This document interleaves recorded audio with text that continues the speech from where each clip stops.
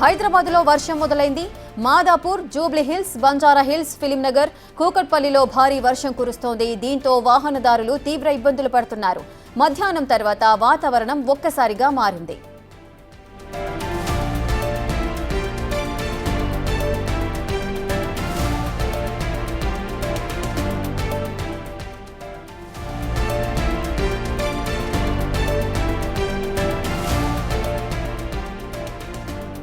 నైరుతి రుతుపవనాలు చురుగ్గా కదులుతున్నాయి. నైరుతి రుతుపవనాలు తెలంగాణను తాకాయి. మహబూబ్ నగర్ వరకు విస్తరించినట్లు వాతావరణ శాఖ వెల్లడించింది. ఇప్పటికే నైరుతి రుతుపవనాలు ఏపీలోకి ప్రవేశించాయి. మరో 4 రోజులు రాష్ట్రంలో విస్తారంగా వర్షాలు కురిసే అవకాశం ఉంది. రేపు 27న పశ్చిమ మధ్య బంగాళాఖాతంలో అల్పపీడనం ఏర్పడనున్నది. మరిన్ని డీటెయిల్స్ మా ప్రతినిధి అంజుమ అందిస్తారు. వచ్చేసింది. తెలంగాణలోకి నైరుతి రుతుపవనాలు ప్రవేశించాయి. ఇప్పటికే నైరుతి రుతుపవనాల రాకతో దేశంలోని పలు రాష్ట్రాలలో విస్తారంగా వర్షాలు కురుస్తున్నాయి. ఇక తెలంగాణ రాష్ట్రంలో పరిస్థితి ఏ విధంగా ఉండబోతుంది? ఇప్పటికే రాష్ట్ర వ్యాప్తంగా మోస్తారు నుంచి భారీ వర్షాలు కురుస్తున్నాయి. ఇక రానున్న రోజుల్లో పరిస్థితి ఏ విధంగా ఉంటుంది, ఏంటి అనేది కూడా అడిగి తెలుసుకుందాము. ప్రస్తుతం మనం బేగంపేటలో ఉన్నటువంటి వాతావరణ శాఖ కేంద్రంలో ఉన్నాము. మనతో పాటు వాతావరణ శాఖ అధికారి ధర్మరాజు గారు ఉన్నారు. మిగతా విషయాలను ఆయన మాటల్లోనే అడిగి తెలుసుకుందాము. సార్, చూస్తున్నాము నైరుతి రుతుపవనాలు తెలంగాణలోకి ప్రవేశించాయి. సో ఎక్కడి వరకు ప్రవేశించాయి? ప్రస్తుతం పరిస్థితి ఏ విధంగా ఉంది? ప్రస్తుతం ఈ రోజు కనుక చూసుకున్నట్లయితే ఇటు దక్షిణ మహబూబ్ నగర్ జిల్లాల వరకు కూడా ఈ ఋతుపవనాలు అనేవి మన తెలంగాణ రాష్ట్రాన్ని తాకాయని చెప్పొచ్చు. ఇటు ఆంధ్ర, ఈవెన్ దక్షిణ మహబూబ్ నగర్ జిల్లాలుగా ఉన్నటువంటి తెలంగాణ భూభాగాన్ని కూడా ఈరోజు నైరుతి ఋతుపవనాలు అనేవి తాకాయనేసి అధికారికంగా కూడా వెల్లడించడం జరిగింది. అయితే అనుకున్న దానికంటే ఎర్లీగానే ఈసారి మాన్సూన్ వచ్చింది. సో తెలంగాణ రాష్ట్ర వ్యాప్తంగా పరిస్థితి ఏ విధంగా ఉండే అవకాశం ఉంది అంటారు? ఒక విధంగా చెప్పాలి అంటే ముందస్తుగానే ఒక 12-13 రోజులు ముందస్తుగానే మనకి నైరుతి ఋతుపవనాలు అనేవి తెలంగాణ రాష్ట్రానికి ముఖ్యంగా దక్షిణ భాగంలో ఎంటర్ అవ్వడం జరిగింది.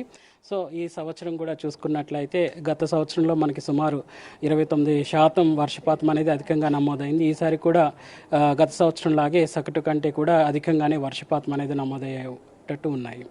2020లో అధికంగా వర్షపాతం అనేది నమోదయ్యింది. ఎక్కడ చూసినా సరే రోడ్లు, కాలనీలు, ఇల్లు అన్నీ కూడా మునిగిపోయాయి. ఈసారి పరిస్థితి ఏ విధంగా ఉండే అవకాశం ఉంది అంటారు? ముఖ్యంగా చూసుకున్నట్లయితే 2020 సంవత్సరంలో కనుక చూసుకున్నట్లయితే 2020లో కనుక మనకి 49% వర్షపాతం అనేది అధికంగా వచ్చింది.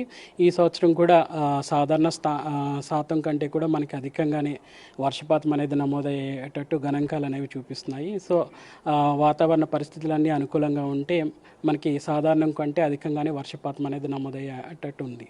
సో నైరుతి ఋతుపవనాల కదలికలు చూసుకుంటే ప్రస్తుతం ఉమ్మడి మహబూబ్ నగర్ జిల్లాలో ఉన్నాయి అని అంటున్నారు. సో రానున్న రోజుల్లో ఏ జిల్లాలకు ఇవి వ్యాపించే అవకాశం ఉంది అంటారు? ప్రస్తుతం కనుక చూసుకున్నట్లయితే వాతావరణ పరిస్థితులన్నీ కూడా అనుకూలంగా ఉండడం వల్ల ఈ నైరుతి ఋతుపవనాలు అనేవి పురోగతి చెంది ఈరోజు దక్షిణ తెలంగాణ భాగాల్లోకి ఎంటర్ అయినట్టు వెల్లడించాము. సో ఇంకా కండిషన్స్ కనుక అనుకూలంగా ఉంటే ఇవి ఇంకా ముందస్తుగా ఉత్తర వైపు కొనసాగే అవకాశం కూడా స్పష్టంగా కనిపిస్తుంది. సో తెలంగాణ రాష్ట్ర వ్యాప్తంగా నైరుతి ఋతుపవనాలు విస్తరించడానికి ఎంత సమయం పడుతుంది? సర్వసాధారణంగా చూసుకున్నట్లయితే ఒక్కసారి తెలంగాణ రాష్ట్రాన్ని తాకిన తర్వాత కవర్ అవ్వడానికి ఇంచుమించు ఆ వాతావరణ పరిస్థితులన్నీ అనుకూలంగా ఉంటే 3-4 రోజుల్లో మనకి రాష్ట్రం అంతా కూడా వ్యాపిస్తుంటాయి. సో ప్రస్తుతం అయితే ఇవి దక్షిణ తెలంగాణ భాగాల్లో ప్రస్తుతం ఇవి కొనసాగుతున్నాయి.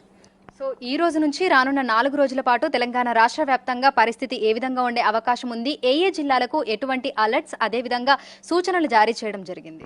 ఈ రోజు కనుక చూసుకున్నట్లయితే వాతావరణం ముఖ్యంగా రానున్న 4 రోజులు కూడా తెలంగాణ రాష్ట్రం అంతా కూడా తేలికపాటి నుంచి మోస్తారు వర్షాలు, కొన్ని జిల్లాల్లో మాత్రం భారీ వర్షాలు కూడా ఇవ్వడం జరిగింది. ముఖ్యంగా ఇటు పరమట జిల్లాలకు ఉన్నటువంటి కామారెడ్డి, మెదక్, సంగారెడ్డి, వికారాబాద్, సుమారు నారాయణపేట్, ఉమ్మడి మహబూబ్ నగర్ జిల్లాల్లో కూడా ఈ యొక్క వర్షపాతం అనేది భారీ వర్షం అనేది నమోదయ్యే అవకాశాలు అయితే కనిపిస్తున్నాయి.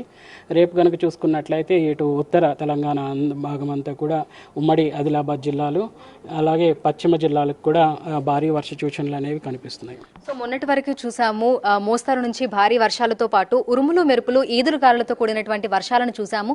ప్రస్తుతం కూడా అవే కంటిన్యూ అయ్యే అవకాశాలు ఉన్నాయి అంటారు? ప్రస్తుతం కనుక చూసుకున్నట్లయితే కొన్ని ప్రకటించిన విధంగా కొన్ని జిల్లాల్లో భారీ వర్షాలు అనేవి నమోదయ్యే అవకాశం అయితే కనిపిస్తుంది. గంటకు 30 నుంచి 40 కిలోమీటర్ల మేర ఉండే అవకాశం అయితే స్పష్టంగా కనిపిస్తుంది. ఈ భారీ వర్షాల నేపథ్యంలో జిల్లాలో ఉన్నటువంటి రైతులకి, అధికారులకి అలర్ట్స్ అనేవి ఏ విధంగా పంపిస్తున్నారు? ముఖ్యంగా ఎక్కడైతే హెచ్చరికలు భారీ వర్షాలు అనేవి ఉన్నాయో ఆ జిల్లాలకు ఎప్పటికప్పుడు హెచ్చరికలు అనేవి జారీ చేయడం జరుగుతుంది. ముఖ్యంగా లోతట్టు ప్రాంతాలు వీటికి మాత్రం ప్రతి 3 గంటలకు కూడా దీని యొక్క తీవ్రతను బట్టి హెచ్చరికలు కూడా జారీ చేయడం జరుగుతుంది. సో ఈ జారీ చేసిన హెచ్చరికలు అనేవి కూడా ఆయా జిల్లాల్లో ఉన్నటువంటి యంత్రాంగం తగిన చర్యలు తీసుకోవడానికి కూడా సహాయపడతాయి. సో ఈ 2-3 రోజుల నుంచి చూస్తున్నాము, ఉదయం నుంచే మనకు క్లౌడీ వెదర్ అనేది కంటిన్యూ అవుతా ఉంది. సో హైదరాబాద్తో పాటు చుట్టుపక్కల పరిసర ప్రాంతాలలో పరిస్థితి ఎలా ఉండొచ్చు అంటారు? ఈ హైదరాబాద్ నగర వ్యాప్తంగా కనుక చూసుకున్నట్లయితే తేలికపాటి నుంచి మోస్తారు వర్షాలు అనేవి నమోదయ్యే అవకాశాలు అయితే కనిపిస్తున్నాయి. సో ఈ రోజు రేపు కూడా రానున్న 4 రోజులు కూడా ఇట్లాంటి వాతావరణ పరిస్థితులు కొనసాగే అవకాశం అయితే కనిపిస్తుంది. Thank you sir. సో గరిష్ట ఉష్ణోగ్రతల విషయానికి వస్తే ఏ విధంగా ఉండొచ్చు అంటారు? ప్రస్తుతం కనుక చూసుకున్నట్లయితే ఉష్ణ తీవ్రత అనేది మొత్తం తెలంగాణ రాష్ట్రం అంతా కూడా చూసుకున్నట్లయితే 35 డిగ్రీల వరకు కూడా కొనసాగే అవకాశం అయితే కనిపిస్తుంది. రానున్న రోజుల్లో ఈ ఉష్ణ తీవ్రత ఇంకా మరింత తగ్గే అవకాశం అయితే కనిపిస్తుంది. Thank you sir. Thank you. So ప్రస్తుతం చూసుకున్నట్లయితే తెలంగాణ రాష్ట్రంలోకి నైరుతి రుతుపవనాలు అయితే ప్రవేశించాయి. ప్రస్తుతం ఉమ్మడి మహబూబ్ నగర్ జిల్లా పరిసర ప్రాంతాలలో విస్తరించినట్లుగా కూడా వాతావరణ శాఖ అధికారులు అయితే తెలుపుతున్నారు. ఇక ఈ రోజు నుంచి రానున్న 4 రోజుల పాటు తెలంగాణ రాష్ట్ర వ్యాప్తంగా తేలికపాటి నుంచి మోస్తారు, పలు జిల్లాల్లో మోస్తారు నుంచి భారీ వర్షాలు కురిసే అవకాశం ఉన్నట్లుగా కూడా పేర్కొన్నారు. వీడియో జర్నలిస్ట్ నరసింహతో అంజుమా, బిగ్ టీవీ, హైదరాబాద్.